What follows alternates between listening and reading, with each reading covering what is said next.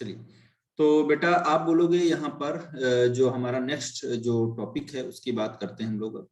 तो नेक्स्ट आप बात करोगे कि फाइबर वाला स्ट्रक्चर मैंने बता दिया था आपको कैसा होता है, एक बार फिर से मैं रिकैप करवा दे रहा हूँ आपको। मैंने बोला था ये मसल फाइबर का स्ट्रक्चर है, इसमें आप बोलोगे टी ट्यूब्यूल इन्वेजिनेट होकर स्ट्रक्चर बना रहे हैं, सार्कोलेमा से ये इन्वेजिनेशन हो रहा है।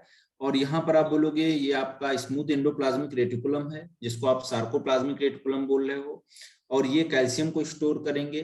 फिर आप बोलोगे सिंसिशियल, यहाँ पर ये आपका मल्टी न्यूक्लिएटेड स्ट्रक्चर दिखेगा, यानी कि बहुत सारे यहाँ पर न्यूक्लियस स्ट्रक्चर वाला न्यूक्लिएटेड स्ट्रक्चर प्रेजेंट होगा।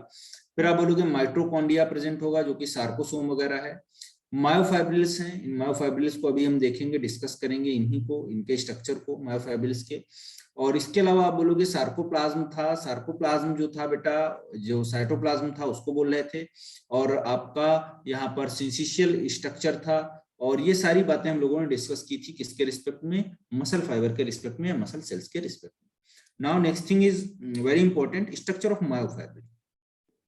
मायोफाइब्रिल के स्ट्रक्चर की अगर बात करोगे, ठीक है, तो मायोफाइब्रिल के स्ट्रक्चर की अगर बात करोगे आप, तो देखेंगे मायोफाइब्रिल का स्ट्रक्चर हम लोग, तो ऐसे आप देखोगे एनसीईआरटी में एक डायग्राम बना हुआ है ऐसे इस तरीके से।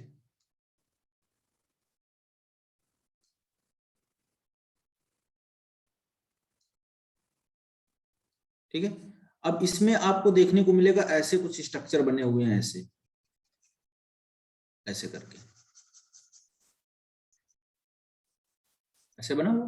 तो आप बोल रहे हो जो ये स्ट्रक्चर बने हुए हैं बेटा यहाँ पर ऐसे इस तरीके से, इनको आप बोलोगे क्या है, ये मायोफाइब्रिल एक स्ट्रक्चर मैंने बनाया। मायोफाइब्रिल में ये क्या है, डार्क बैंड, क्या है, डार्क बैंड। दूसरा आप बोलोगे ये वाला स्ट्रक्चर जो, इसको हम क्या बोलेंगे, it is the light band. ठीक है, तो डार्क बैंड और लाइट बैंड आपको देखने को मिलेंगे। डार्क बैंड आप बोलोगे ए बैंड है, इनका दूसरा नाम क्या होता है, ए बैंड। और उसके बाद में आप बोलोगे लाइट बैंड जो है वो कौन से हैं, तो आप बोलोगे यहाँ पर लाइट बैंड जो होगा वो आप बोलोगे आपका आई बैंड होगा। कौन सा होगा, आई बैंड होगा। तो मायोफाइब्रिल्स में दो तरीके के बैंड्स आपको देखने को मिल जाएंगे, एक बेटा आप बोलोगे आई बैंड और दूसरा आप बोलोगे ए बैंड। ठीक है, तो बाहर से अगर आप देखोगे जो पोलराइज लाइट अगर इस पे हम डालेंगे मसल फाइबर पे, तो आपको दिखेगा आई बैंड और ए बैंड, दो तरीके के बैंड यहाँ पर देखने को आपको मिल जाएंगे। अब हम इसके बाद में अगर देखें, डिस्कस करें इसको, नेक्स्ट इसमें क्या है कि इनका स्ट्रक्चर बेटा कैसा होगा। तो एक अगर मायोफाइब्रिल का स्ट्रक्चर आप उठाओगे और उसमें कुछ चीजें देखते हैं, चलिए आगे थोड़ा मैग्नीफाई करके देखते हैं इसको।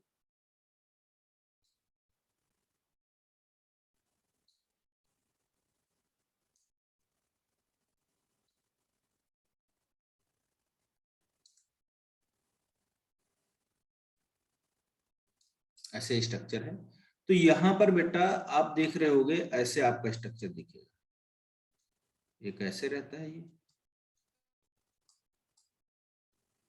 और दूसरा इधर ऐसे। एनसीईआरटी आप सामने रखोगे, ठीक है, तो चीजें अच्छे समझ में आएंगी। अब इस वाले ये जो वाला जो आपका स्ट्रक्चर था, इसमें आप बोलोगे बेटा एक इसको इंटरसेक्ट कर रहा था एक जो है लाइन, जिसको हम बोलते हैं जेड लाइन। ये क्या था आपका, जेड लाइन। इधर एक जेड लाइन, तो एक जेड लाइन इधर है, एक जेड लाइन इधर है, दो जेड लाइन है। तो बेटा यहाँ पर आप देखोगे ये जेड लाइन है ये वाला, और ये जेड लाइन। ठीक है, अब देखिए आप इन दोनों जेड लाइन के बीच का जो आपका दूरी है, इसको हम बोलते हैं सार्कोमियर। क्या बोलते हैं, सार्कोमियर बोलते हैं। ठीक है, ये बेटा फंक्शनल यूनिट है contraction, it is the functional unit of contraction. तो कॉन्ट्रैक्शन की फंक्शनल यूनिट कौन सी है, आप बोलोगे ये सार्कोमियर। ठीक है, अब आगे देखते हैं। इस वाले स्ट्रक्चर में जब आप बात करोगे तो यहां पर आपको बीचों बीच में आपको जो ये बैंड दिखेगा, यहाँ पर बेटा, यहाँ पर भी बना लेते हैं हम लोग एक बैंड, टेंशन वाली बात नहीं है। यहाँ पर ऐसे बैंड प्रेजेंट होगा, और ये बैंड जो आपका होगा इसको बेटा हम बोलते हैं, ये क्या है आपका, ए बैंड है। ये तो लाइट बैंड है, ये वाला लाइट बैंड है, लाइट बैंड, ठीक है, लाइट बैंड,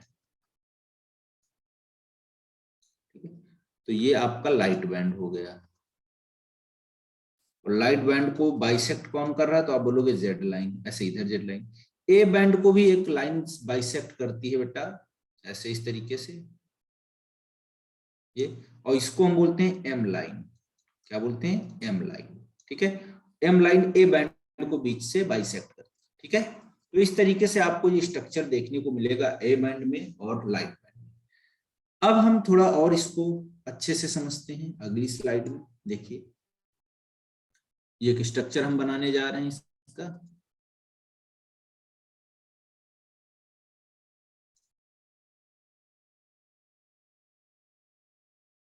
मायोफाइब्रिल का स्ट्रक्चर एक। मायोफाइब्रिल में बेटा आप बोलोगे यहां पर आपका जो प्रेजेंट होगा स्ट्रक्चर, एक जेड लाइन पहले बनाते हैं हम लोग, ऐसे, या दूसरे पेन से बना लेते हैं।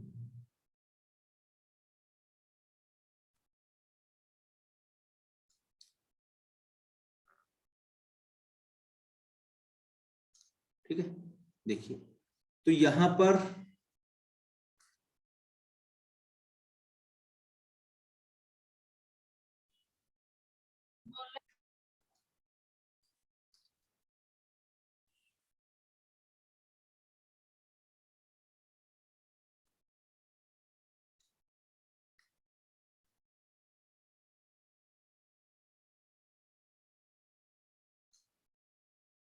इधर भी ऐसे बना लेते हैं, ठीक है। तो ये हो जाएगा आपका जेड लाइन।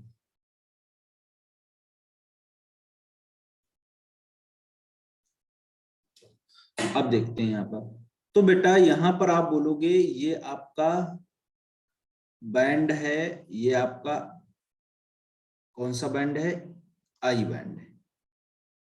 यहाँ पर आई बैंड है, इधर भी ऐसे हम बना लेंगे।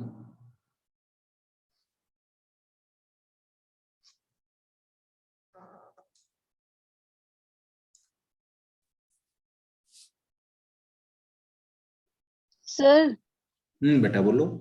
एक क्वेश्चन था, आपने इससे पहले एक ही स्लाइड पढ़ाई है ना अभी? हाँ हाँ, अभी कुछ नहीं बढ़ाया, बस वही उसको थोड़ा मैग्नीफाई कर रहे हैं, ठीक है। Okay okay. तो ये मैंने देखो क्या बनाया है, ये यहाँ पर आप बोलोगे ये जेड लाइन हो गया आपका, ये जेड लाइन है, इधर जेड लाइन है बेटा, और इधर जेड लाइन है। और जेड लाइन को हमने क्या बोला कि ये क्या कर रहा है, जेड लाइन बाइसेक्ट कर रहा है किसको, लाइट बैंड को। तो लाइट बैंड कहां से कहां तक है, देखो यहाँ पर ये लाइट बैंड है, ये लाइट बैंड है, ठीक है। ऐसे इधर बनाया हमने लाइट बैंड, तो देखो लाइट बैंड आपका ये यहां से यहां तक, इसको हम क्या बोल रहे हैं, लाइट बैंड।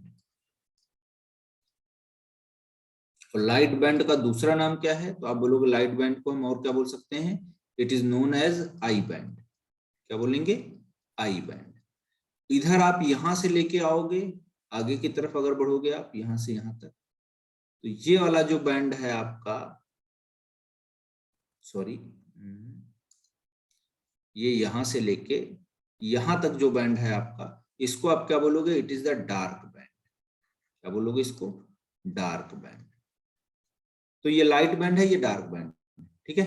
अब देखो यहां पर बेटा आप डार्क बैंड में देखोगे तो यहां पर कुछ स्ट्रक्चर्स आपको दिखेंगे ऐसे इस तरीके से,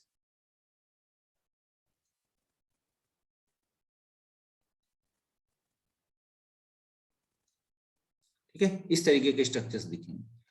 तो यहां पर एक और यहां पर बना लोगे आप ऐसे इस तरीके से, ठीक है, यहां पर ऐसे बना।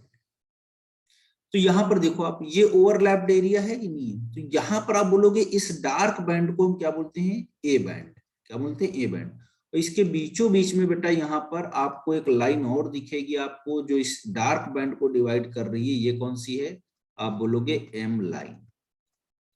कौन सी लाइन है, एम लाइन, ठीक है।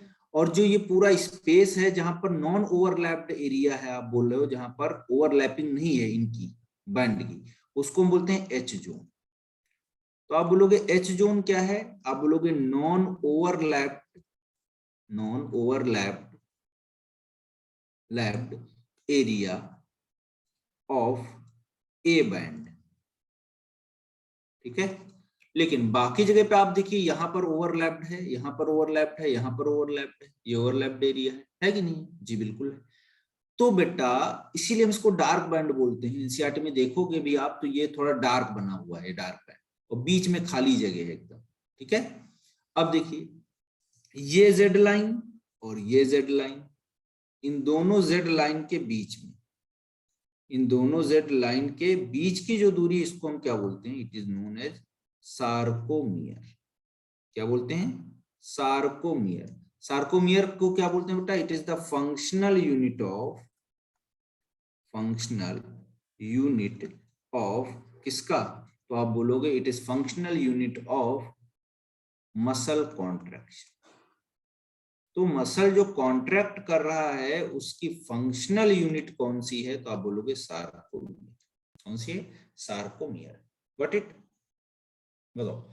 अब इधर देखो आप, यहां पर भी, ये भी आपका यहां से लेके यहां तक अगर बैंड देखोगे, ये भी आपका एक आई बैंड है, कंप्लीट आई बैंड है नहीं? देखो अब अगर इस लाइट बैंड को आप बेटा, अगर आई को देखो, जेड लाइन जो है ये बीचों बीच से कट करता है, तो आप बोलोगे आई का हाफ बैंड ये है और आई हाफ बैंड ये है, ठीक है। इधर भी आप देखो, इधर आई हाफ बैंड है, इधर आई हाफ बैंड है कि नहीं? ठीक है। तो पूरा एक आई बैंड जो है जेड लाइन से बाइसेक्ट होता है, और डार्क बैंड जो है वो बेटा किससे? एम लाइन से बाइसेक्ट होता है। और जो दो जेड लाइन है उनके बीच की जो दूरी होती है उसको बेटा हम क्या बोलेंगे? दैट इज नोन एज, क्या बोलोगे आप? तो इसको हम बोलते हैं, इट इज नोन एज आपका जो है सार्कोमियर, ठीक है। और डार्क बैंड में जो बीचों बीच से बाइसेक्ट कर रहा है वो है एम लाइन, ठीक है। तो इस तरीके का स्ट्रक्चर हमें देखने को मिलेगा। इतनी बातें क्लियर है सभी को? बोलिए बेटा।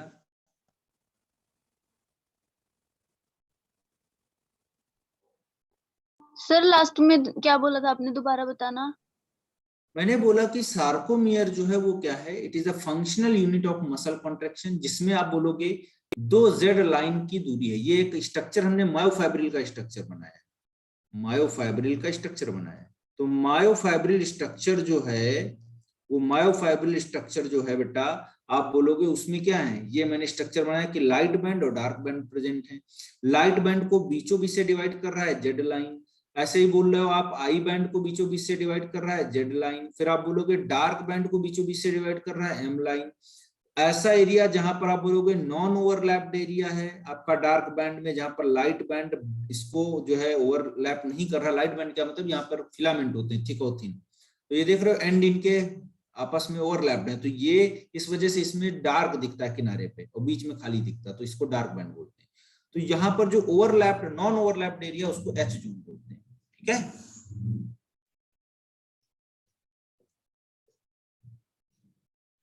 चलो अब आगे बढ़ते हैं बेटा। इसके बाद में हम लोग, तो इसके बाद में हम लोग आगे देखेंगे जो है ये जो लाइट बैंड है, जो डार्क बैंड है, इनके अंदर है क्या?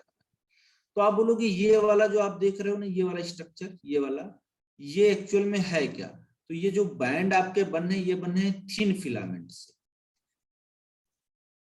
कौन से फिलामेंट से? थिन फिलामेंट से बनने हैं। और इधर आप बोलोगे ये वाला जो स्ट्रक्चर बनना, ये किससे बनना? तो आप बोलोगे थिक फिलामेंट से बनना। किससे बनना है? थिक फिलामेंट से बनना है, ठीक है। अब देखिए थिन फिलामेंट को हम बोलते हैं एक्टिन, और थिक फिलामेंट को हम बोलते हैं मायोसिन। क्या बोलते हैं? मायोसिन, और इधर हम क्या बोलते हैं? एक्टिन, ठीक है। चलिए अब आगे बढ़ते हैं हम लोग इसके बाद में। तो नेक्स्ट हम लोग डिस्कस करेंगे, हमारा समझ में आया बात कि भाई एक हमारे पास फिलामेंट है वो थिक फिलामेंट है और दूसरे जो है वो थिन फिलामेंट है। अब ये थिक और थिन वाला क्या कॉन्सेप्ट है, इसको समझते हैं। तो बेटा थिन फिलामेंट में आपको क्या देखने को मिलेगा? देखिए थिन फिलामेंट हम बोलते हैं किसको? एक्टिन के मॉलिक्यूल्स को। किसको बोलते हैं? एक्टिन के मॉलिक्यूल्स को। अब एक्टिन में आप देखिए क्या क्या होगा। तो आप बोलोगे एक्टिन जो फिलामेंट है आपका, एक्टिन जो फिलामेंट है फाइबरस प्रोटीन है, ठीक है, फिलामेंटस प्रोटीन। तो एक्टिन फिलामेंट जो है उसमें आप बोलोगे कि यहां पर आपका जी एक्टिन प्रेजेंट होता है। जी एक्टिन का मतलब ग्लोबुलर एक्टिन।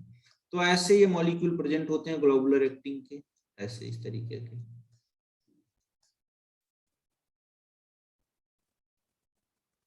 और इनके पास एक साइट होती है, और इस साइट को हम क्या बोलते हैं? इट इज नोन एज, इस साइट को हम क्या बोलते हैं? इस साइट को हम बोलते हैं जी एक्टिन, और इस साइट को हम क्या बोलते हैं? It is known as myosin binding site.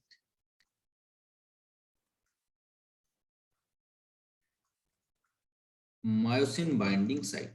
तो मायोसिन बाइंडिंग साइट आप बोलोगे ये जो जी एक्टिन है, ग्लोबुलर एक्टिन है, ये मैग्नीशियम के प्रेजेंस में आपस में क्या करेंगे? फाइब्रस स्ट्रक्चर बना लेंगे, एक चेन बना लेंगे ऐसे इस तरीके से, और इसको हम क्या बोलते हैं? It is known as F actin.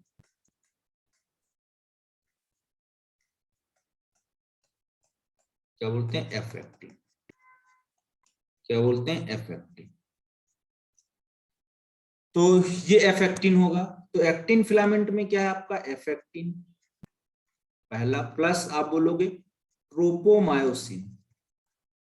Tropomyosin, और ट्रोपोमायोसिन के अलावा आप बोलोगे ट्रोपोनिन। ट्रोपोनिन कौन सा आपका? तो टीपीटी, फिर आप बोलोगे ट्रोपोनिन सी, और फिर आप बोलोगे ट्रोपोनिन टीपीआई, टीपीसी, और ट्रोपोनिन आपका क्या बोलते हैं उसको? टी।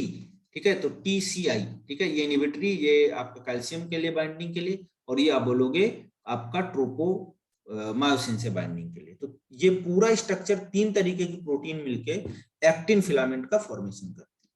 ठीक है, ये एक फिलामेंटस प्रोटीन है जो कि थिन फिलामेंट बनाती है, और थिन फिलामेंट जो होते हैं वो आप देखोगे लाइट बैंड में प्रेजेंट होते हैं।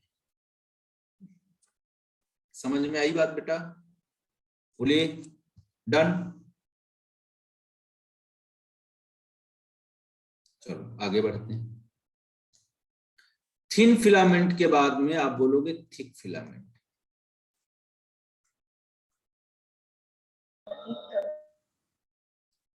तो थिक फिलामेंट में आप बोलोगे बेटा क्या होता है? तो आप बोलोगे मायोग्लोबिन। ये भी फाइब्रस प्रोटीन है। इसका स्ट्रक्चर अगर एनसीईआरटी में आप देखोगे तो कुछ इस तरीके से बना है।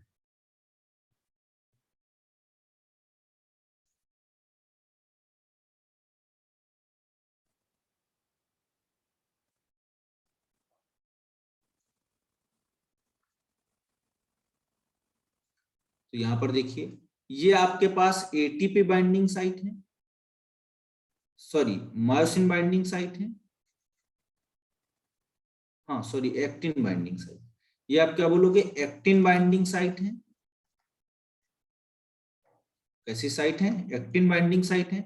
और इसके साथ साथ में 2 और इनके पास से साइट प्रेजेंट है, इनको हम बोलते हैं एटीपी बाइंडिंग साइट।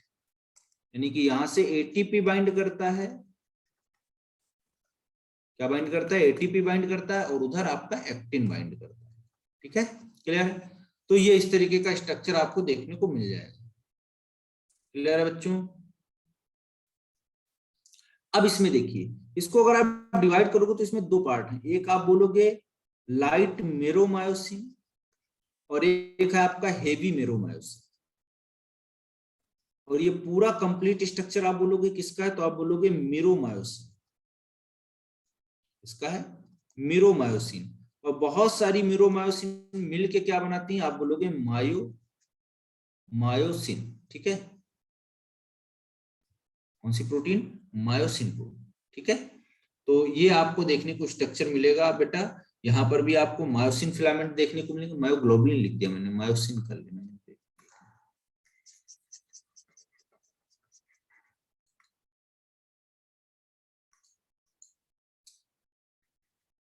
मायोसिन। ठीक है, तो बेटा मीरोमायोसिन मिलके क्या बना रही है? मायोसिन फिलामेंट बना रही है। कितने पार्ट हैं इसके? तो आप बोलोगे एक आपका लाइट मीरोमायोसिन, फुल फॉर्म लिख लेंगे लाइट मीरोमायोसिन, और दूसरा आप बोलोगे यहां पर ये हैवी मीरोमायोसिन।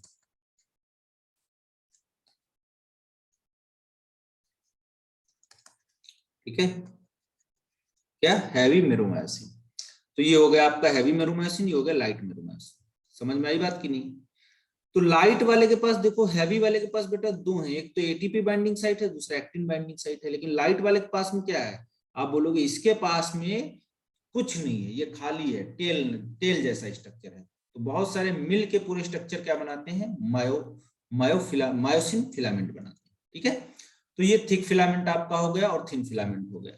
अब बेटा होता क्या है, जब आप मसल कॉन्ट्रैक्शन की थ्योरी पढ़ोगे तो उसमें एक आता है स्लाइडिंग फिलामेंट थ्योरी। कौन सा? Sliding filament theory. चलिए देखिए, इस चीज को समझने के लिए हमें पहले मैकेनिज्म ऑफ जो आपका मसल कॉन्ट्रैक्शन है उसको स्टार्ट करना पड़ेगा। तो सबसे पहले बेटा मैं आपको एक स्ट्रक्चर बना रहा हूं, आपका एनसीईआरटी में भी मेंशन है। आप बोलोगे मोटर न्यूरॉन होगा। कौन सा होगा? Motor neuron. ये मोटर न्यूरॉन बेटा यहां पर इसके पास क्या होंगे? तो आप बोलोगे कैल्शियम वीजीसीज होंगे, calcium voltage gated channel present होंगे। ये आपका जो स्ट्रक्चर है बेटा, ये आपका किसके पास में होगा? तो आप बोलोगे ये होगा आपका मसल्स। किसके पास में होगा? मसल्स के पास में। ऐसा स्ट्रक्चर देखिए आप। ठीक है, तो यहां पर आप बोलोगे ये मसल्स है। ये आप बोलोगे क्या है? तो ये वाला जो है इसका सार्कोलेमा है। सार्कोलेमा है। क्या है? सार्कोलेमा, यानी कि प्लाज्मा मेम्ब्रेन ऑफ मसल, उसको हम क्या बोलते हैं? सार्कोलेमा। अब देखिए यहां पर ये बेटा मोटर न्यूरॉन आया है और इनके दोनों के बीच में जो जंक्शन है, इस जंक्शन को हम क्या बोलेंगे? Neuromuscular junction. क्या बोलेंगे? Neuromuscular junction. क्या बोलेंगे बेटा? Neuromuscular junction. दूसरा देखिए, ये जो आपका न्यूरोमस्कुलर जंक्शन है, ये और ये मोटर न्यूरॉन, अगर दोनों को हम मिला दें भाई, neuromuscular junction plus motor neuron, जो ये है मोटर न्यूरॉन, इनको अगर दोनों को मिला दें हम, दोनों को मिला के हम क्या बोलेंगे? इट इज नोन एज, आप इनको क्या बोलोगे? तो इसको हम बोलते हैं क्या? इसको आप बोलोगे, क्या बोलोगे? आप बोलोगे मोटर यूनिट। क्या बोलोगे? Motor unit. दूसरा देखिए, यहां पर आप आओगे इस वाले स्ट्रक्चर में, तो यहां पर आपको देखने को मिलेगा जो न्यूरोमस्कुलर जंक्शन है, इसको दूसरा नाम भी दे देते हैं हम end plate, motor end plate, motor end plate, ये भी बोल सकते हैं। ठीक है, दूसरा देखिए, यहां पर बेटा आप बोलोगे कैल्शियम वीजीसीज प्रेजेंट होंगी, और कैल्शियम वीजीसीज से कैल्शियम आएगा, तो आएगा क्या इसके अंदर? इस मोटर न्यूरॉन के पास में साइनेप्टिक वेसिकल्स, साइनेप्टिक वेसिकल्स। क्या है बेटा? साइनेप्टिक वेसिकल्स है। तो इनमें भरा क्या हुआ होगा? आप बोलोगे न्यूरोट्रांसमीटर, और वो न्यूरोट्रांसमीटर क्या होगा? तो आप बोलोगे एसिटाइल कोलिन। क्या भरा हुआ होगा? Acetyl choline. अब देखो यहां पर क्या होगा, तो ऊपर से आएगा आपका मेम्ब्रेन पोटेंशियल, आप बोलोगे पॉजिटिव पॉजिटिव होगा यहाँ पर। ठीक है, ऐसे। अब यहाँ पर आपका कैल्शियम चैनल से कैल्शियम आएगा और कैल्शियम इनसे अटैच हो जाएगा, यहाँ पर कैल्शियम बाइंड करेगा, ऐसे कैल्शियम बाइंड किया ऐसे, और जैसे जैसे कैल्शियम बाइंड करेगा वैसे वैसे यहाँ पर क्या होगा? इनको ये पेरीफेरी पे ले आएगा और एक्सोसाइटोसिस हो जाएगी, और आपके न्यूरोट्रांसमीटर रिलीज हो जाएंगे न्यूरोमस्कुलर जंक्शन में या साइनेप्स में। यहाँ पर इस प्लाज्मा मेम्ब्रेन पे आपको रिसेप्टर मिलेंगे, जिनको हम बोलते हैं एसिटाइल कोलिन रिसेप्टर। कौन से रिसेप्टर? एसिटाइल कोलिन रिसेप्टर, ये प्रेजेंट होते हैं। तो यहां पर बेटा आप बोलोगे मॉलिक्यूल्स आएंगे, बाइंड करेंगे इसके साथ में, और जैसे बाइंड करेंगे वैसे क्या होगा? इनके पास में लगे होते हैं आपके sodium VGCs, sodium sorry ligand gated sodium channel. तो लिगेंड गेटेड आपके सोडियम चैनल लगे होते हैं, ये ओपन होंगे, और जैसे ही ओपन होंगे तो बाहर का जो आपका सोडियम होगा वो सेल के अंदर आ जाएगा। कहाँ जाएगा? सेल के अंदर आ जाएगा सोडियम।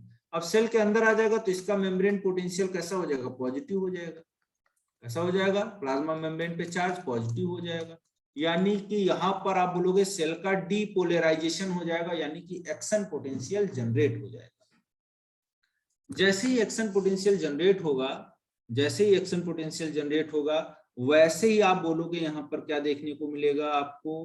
तो आप बोलोगे जैसे एक्शन पोटेंशियल जनरेट होगा वैसे ही यहाँ पर सिग्नल आएगा और क्या करेगा, जो आपका टी ट्यूब्यूल है ये क्या करेगा, जो SER है स्मूथ एंडोप्लाज्मिक रेटिकुलम, उसमें कैल्शियम भरा हुआ है, कैल्शियम भरा हुआ है, तो कैल्शियम भरा हुआ है और ये कैल्शियम बेटा आपका चैनल ओपन होंगे कैल्शियम वाले, और कैल्शियम आ जाएगा कहां पर, तो आप बोलोगे इट कम्स इनटू जो है साइटोप्लाज्म, या आप सार्कोप्लाज्म बोल रहे हो। अब यहां पर आपको पता है स्ट्रक्चर प्रेजेंट होगा आपका, जिसको आप बोल रहे हैं मायोफाइब्रिल, ऐसे स्ट्रक्चर प्रेजेंट होगा मायोफाइब्रिल वाला।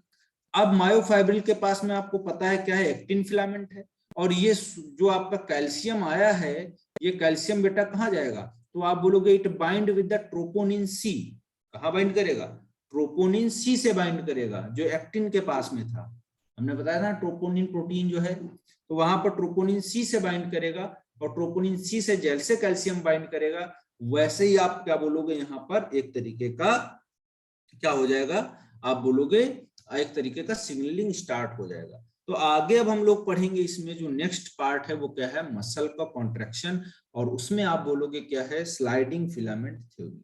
ठीक है, इतना सबको समझ में आ गया, बोलिए।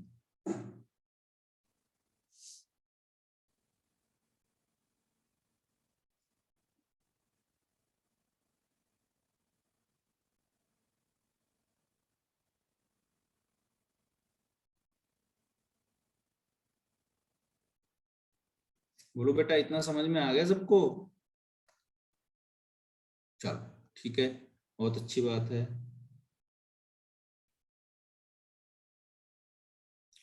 तो हम आगे बढ़ते हैं, अब इसके बाद में नेक्स्ट देखते हैं।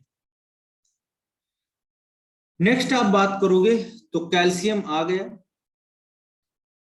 और कैल्शियम बेटा किससे बाइंड करेगा, तो आप बोलोगे ट्रोपोनिन सी से बाइंड करेगा, और जैसे ट्रोपोनिन सी से बाइंड करेगा वैसे आप बोलोगे अनमास्किंग हो जाएगी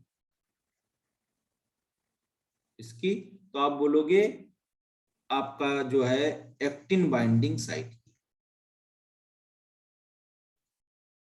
तो जैसे अनमास्किंग होगी वैसे देखो अब क्या होगा यहाँ पर, तो एक फिलामेंट थ्योरी हम पढ़ते हैं, स्लाइडिंग फिलामेंट थ्योरी।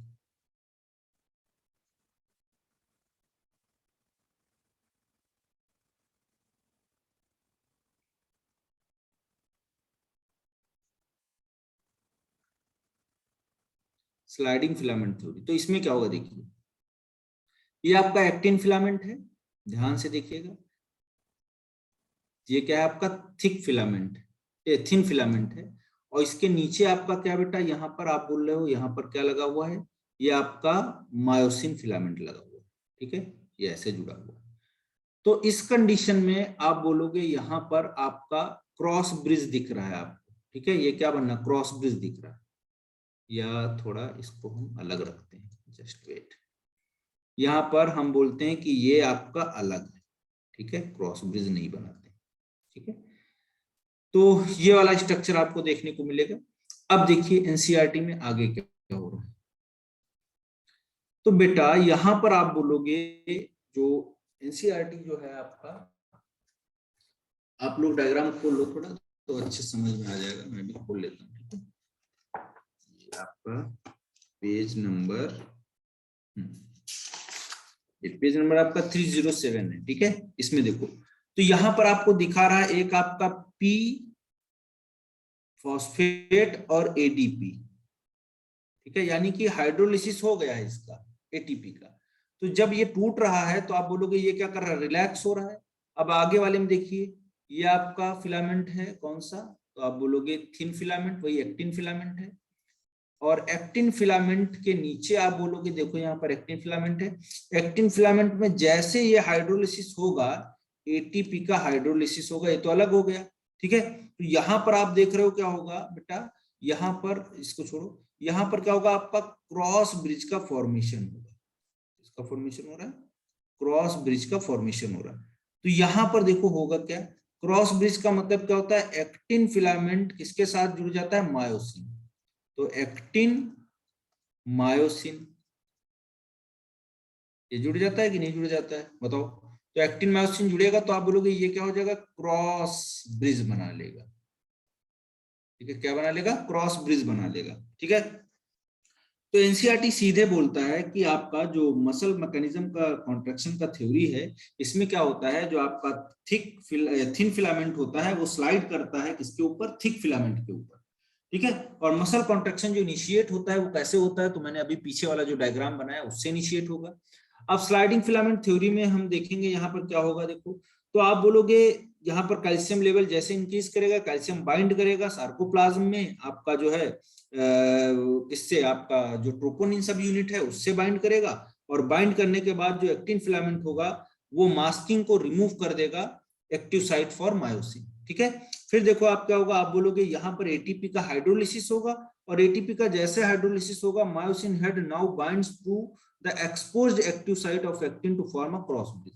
तो यहाँ पर क्या हुआ, देखो एटीपी का हाइड्रोलिसिस हुआ कि नहीं हुआ, तो यहाँ पर आप बोलोगे क्या होगा, एटीपी का हाइड्रोलिसिस हो जाएगा। एक मिनट, यहाँ पर क्या हो जाएगा बेटा, तो आप बोलोगे एटीपी का हाइड्रोलिसिस हो जाएगा, एटीपी का क्या हो जाएगा, हाइड्रोलिसिस हो जाएगा, ठीक है। अब जैसे एटीपी का हाइड्रोलिसिस होगा वैसे आप बोलोगे क्या होगा, क्रॉस ब्रिज का फॉर्मेशन हुआ, formation of cross bridge, ATP का हाइड्रोलिसिस हुआ, एटीपी टूटा और क्रॉस ब्रिज का फॉर्मेशन हो गया। अब देखिए दूसरा अगले स्टेप में देखो क्या बोल रहा है कि यहाँ पर आपको ये एक्टिन फिलामेंट को ये स्लाइड करके उधर ले जा रहा है, देखिए आप यहाँ पर, तो ये एक्टिन फिलामेंट को देखो कहाँ ले गया, मायोसिन स्लाइड करके इसके ऊपर स्लाइड हो रहा है कि नहीं, तो क्रॉस ब्रिज करके कहाँ, इधर ले गया। अब ये ले कब जाएगा, तो जो आपका इसके अंदर क्या लगा हुआ था, जो एटीपी और एडीपी लगा हुआ था यहाँ पर, एडीपी और प्लस फॉस्फेट इनऑर्गेनिक ये लगा हुआ था, इसकी साइड पे बाइंड था। अब जैसे ये इधर लेके आएगा देखो आप, तो वैसे क्या कर रहा है, एडीपी और प्लस फॉस्फेट इनऑर्गेनिक को बाहर फेंक दे रहा है, एडीपी प्लस फॉस्फेट इनऑर्गेनिक को बाहर फेंक रहा है पॉकेट से। तो जैसे इसको बाहर फेंकेगा, जैसे इसको बाहर फेंकेगा वैसे क्या होगा, आप बोलोगे यहाँ पर ये क्या होगा, अंदर की तरफ ला रहा है, और अंदर की तरफ ला रहा है तो ये क्या कर रहा है, मसल कॉन्ट्रैक्शन करेगा कि नहीं करेगा, मतलब क्या हुआ, ये ऐसे ला के ऐसे खींच रहा है, मतलब क्या हुआ कि आपका सार्कोमियर या जेड लाइन थी वो अंदर की तरफ आ रही है, और अंदर की तरफ आएगा तो दोनों क्या होंगे, ऐसे सार्कोमियर थी जेड लाइन, अब अंदर की तरफ आए तो ये कम हो गया स्पेस इनका, खींच के लाए। अब देखो दूसरा क्या होगा अगले स्टेप में, तो आप बोलोगे इसके बाद में क्या देखने को मिलेगा, आप यहाँ पर फिर से एक एटीपी आएगा, नया एटीपी, और इसकी एक्टिव साइट से बाइंड कर जाएगा, यहाँ पर एटीपी आएगा और बाइंड कर जाएगा, और बाइंड करने के बाद में आप बोलोगे यहाँ पर क्या होगा, देखिए तो यहाँ पर आप बोलोगे जो आपका ये स्ट्रक्चर है ये आपका ऐसे इस तरीके से फ्री हो जाएगा। अब फिर से यहाँ पर बेटा क्या होगा, तो आप बोलोगे फिर से एटीपी का हाइड्रोलिसिस होगा, और एटीपी का हाइड्रोलिसिस होगा तो फिर यही कहानी हो जाएगी, थिन फिलामेंट एक्टिन फिलामेंट फिर से रिलैक्स हो जाएगा, वो अपनी प्रॉपर पोजीशन पे आ जाएगा, मायोसिन फिलामेंट फ्री हो जाएगा, फिर एटीपी का हाइड्रोलिसिस होगा फिर। तो आप बोलोगे इस स्लाइडिंग फिलामेंट थ्योरी में एक जो एटीपी लग रहा है किसमें, मसल के कॉन्ट्रैक्शन में, और एक एटीपी लग रहा है मसल्स के रिलैक्सेशन।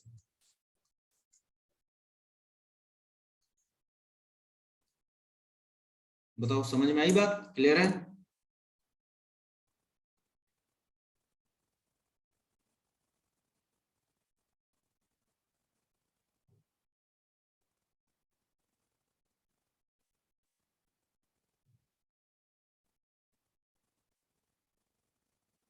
बताओ भाई बाकी लोग।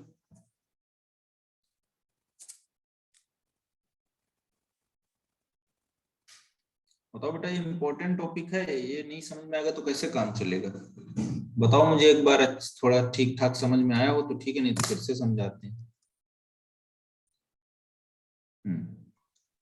ठीक है खुशी, ठीक है समझ में आ गया उसको, अच्छी बात। सर एक बार और बता दो, ठीक है बेटा। देखो मैंने क्या बोला कि यहाँ पर बेटा ये मायोसिन है, ऊपर एक्टिन है ये, और एक्टिन जो है मायोसिन के ऊपर जो है स्लाइड करेगा, यही आपका मसल कॉन्ट्रैक्शन होगा। तो देखिए आप यहाँ पर क्या है, ये जैसे एडीपी प्लस पीआई का हाइड्रोलिसिस हो रहा है वैसे आप बोलोगे ये क्या बना रहा है, क्रॉस ब्रिज बना रहा है, क्या बना रहा है, क्रॉस ब्रिज का फॉर्मेशन कर रहा है, यानी कि इस समय जो मायोसिन का हेड है वो एक्टिन से अटैच हो जाएगा। अब अटैच हो गया, हाइड्रोलिसिस हुआ। अब दोबारा क्या करेगा, ये एडीपी प्लस पीआई को अपनी पॉकेट से फेंक देगा, जो साइड थी उनको निकाल के फेंक दिया, फॉस्फेट इनऑर्गेनिक और एडीपी को जब निकाल के फेंक दिया, तब आप बोलोगे यहाँ पर क्या होगा, निकाल के फेंक दिया ऐसे, और निकाल के फेंकेगा तो ये उधर ले जाएगा उसको, इस वाले थिन फिलामेंट को कहाँ ले जाएगा, सार्कोमियर को अंदर की तरफ ले जाएगा, तो एच जोन डिसअपियर हो जाएगी, और वो डिसअपियर होगी, इस फिलामेंट उधर जाएगा। तो आप बोलोगे जेड लाइन भी इधर इन्वर्ट खींचेगा, तो आप बोलोगे उधर से दूसरा जेड लाइन उधर खींचेगा, तो आप बोलोगे क्या होगा, सार्कोमियर का लेंथ कम हो जाएगा। अब देखिए क्या होगा, अब दूसरा एटीपी आएगा, जैसे वो आएगा तो ऐसे तुरंत क्या करेगा, क्रॉस ब्रिज बना तोड़ देगा, ब्रेक कर देगा, क्रॉस ब्रिज का ब्रेकिंग हो जाएगा। तो यहाँ पर लिखा हुआ है ब्रेकिंग ऑफ क्रॉस ब्रिज, तो क्रॉस ब्रिज क्या होगा, टूट जाएगा, क्या टूट जाएगा, क्रॉस ब्रिज का ब्रेक हो जाएगा। अब दूसरा देखिए इसके बाद में, यहां पर आप बोलोगे, फिर यहाँ पर क्या होगा, आपका एडीपी आएगा जो लगा हुआ, ये टूटेगा, और टूटेगा तो ये फिर से अपनी प्रॉपर पोजीशन में आ जाएगा, देखिए डाउन हो गया है, इधर पहले था, ठीक है। अब एटीपी, फिर हाइड्रोलिसिस होगा एटीपी का, तो एडीपी प्लस पीआई बनेगा, तो एडीपी प्लस पीआई बनेगा तो क्रॉस ब्रिज बन जाएगा। इस तरीके से स्लाइडिंग फिलामेंट थ्योरी होता है। अब इसमें देखो, रिलैक्सेशन के टाइम पे और कॉन्ट्रैक्शन के टाइम पे मसल्स होता क्या है, तो रिलैक्स और कॉन्ट्रैक्शन दोनों के टाइम पे देखते हैं क्या कहानी। एक आपका पेज नंबर 308 पे जाओगे तो आपका डायग्राम बना हुआ, देखिए लिखा हुआ है रिलैक्स, दूसरे में लिखा कॉन्ट्रैक्टिंग, और तीसरे में लिखा मैक्सिमम कॉन्ट्रैक्टेड। देखिए रिलैक्स वाले में एच जोन जो है उसका क्या हो रहा है, एच जोन देखो बेटा है प्रेजेंट है, लिख लो यहाँ पर। कॉन्ट्रैक्शन में आप देखो एच जोन जो है आपका वो क्या हो रहा है, तो आप बोल रहे हो देखो रिड्यूस हो गया है कि नहीं, रिड्यूस हो गया कि नहीं, कम हो गया कि नहीं। और मैक्सिमम कॉन्ट्रैक्शन में बिल्कुल खत्म हो जाएगा, डिसअपियर हो जाएगा एच जोन। दूसरा देखिए इसके बाद में अगला पॉइंट, यहां पर आप बोलोगे इसके बाद में, एच जोन के बाद में, रिलैक्स होने के बाद में, तो आप बोलोगे यहां पर अगला जो आपका पॉइंट है वो क्या है, length of sarcomere, length of sarcomere. तो सार्कोमियर का जो लेंथ होगा वो क्या होगा, आप बोलोगे डिक्रीज कर जाएगा। यहां पर आप बोलोगे क्या होगा, तो सार्कोमियर का लेंथ जो होगा बेटा, सॉरी कॉन्ट्रैक्शन में आपका क्या हो जाएगा, नो चेंज, नो चेंज, कोई चेंज नहीं होगा। लेकिन जब कॉन्ट्रैक्शन की बात करोगे तो ये बेटा क्या हो जाएगा, तो आप बोलोगे डिक्रीज कर जाएगा। फिर आप देखिए इसके बाद में आप बोलोगे और क्या होगा, तो आप बोलोगे लेंथ जो होगी आई बैंड की, लेंथ ऑफ आई बैंड वो यहां पर चेंज नहीं होगी, नो चेंज। लेकिन यहां पर आप बोलोगे जो लेंथ होगी किसकी, आई बैंड की, वो बेटा क्या हो जाएगी, तो आप बोलोगे वो डिक्रीज कर जाएगी, कम हो जाएगा। फिर आप बोलोगे लेंथ ऑफ ए बैंड, तो ए बैंड का लेंथ भी चेंज नहीं होगा, तो आप बोलोगे नो चेंज। फिर आप बोलोगे इधर क्या आपका लेंथ ऑफ ए बैंड, यहां पर भी कोई चेंज नहीं होगा, नो चेंज, क्योंकि इसके ऊपर एक्टिन स्लाइड कर रहा है। फिर आप बोलोगे यहाँ पर बेटा आपका जो थिक और थिन फिलामेंट होते हैं, थिक एंड थिन फिलामेंट, इनकी लेंथ में कोई चेंज नहीं होता है, नो चेंज।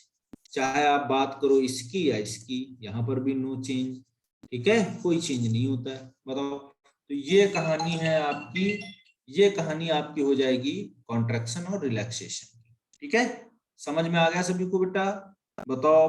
अब देखो येलो वाला जो फिगर बना हुआ है उसको देखो आप लोग, रिलैक्स में देखिए एच जोन देख लीजिए एक बार, एनसीईआरटी सामने रख के, एच जोन देखिए है रिलैक्स स्टेज में, ठीक है, आई बैंड भी है आपका और ए बैंड भी आपको देखने को मिल रहा है। तो आप बोलोगे कॉन्ट्रैक्शन के टाइम पे देखो जेड लाइन खींच के अंदर ले रहा है, अंदर ले रहा, तो एच जोन कम हो गया कि नहीं हो गया, इवन डिसअपियर हो गया। और जो मैक्सिमम कॉन्ट्रैक्शन किया तो एच जोन बिल्कुल खत्म हो गया। जेड लाइन देखो, सार्कोमियर दो जेड लाइन के बीच की दूरी देखो, कम हो गई कि कम नहीं हो गई, कम हो गई। लेकिन क्या थिक और थिन फिलामेंट चेंज होंगे, जी बिल्कुल नहीं चेंज होंगे, वो अपनी प्रॉपर फेज में रहेंगे ही रहेंगे। बोलो भाई समझ में आया सबको।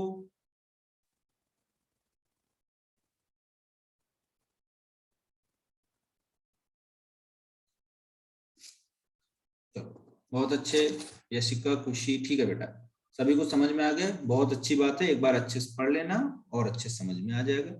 अब इसके बाद में हम लोग पढ़ते हैं नेक्स्ट जो टॉपिक है वो है स्केलेटल सिस्टम। ये आपका मस्कुलर सिस्टम खत्म हो गया, अब स्केलेटल सिस्टम की बात करते हैं। देखिए तो स्केलेटल सिस्टम देखते हैं, स्केलेटल सिस्टम।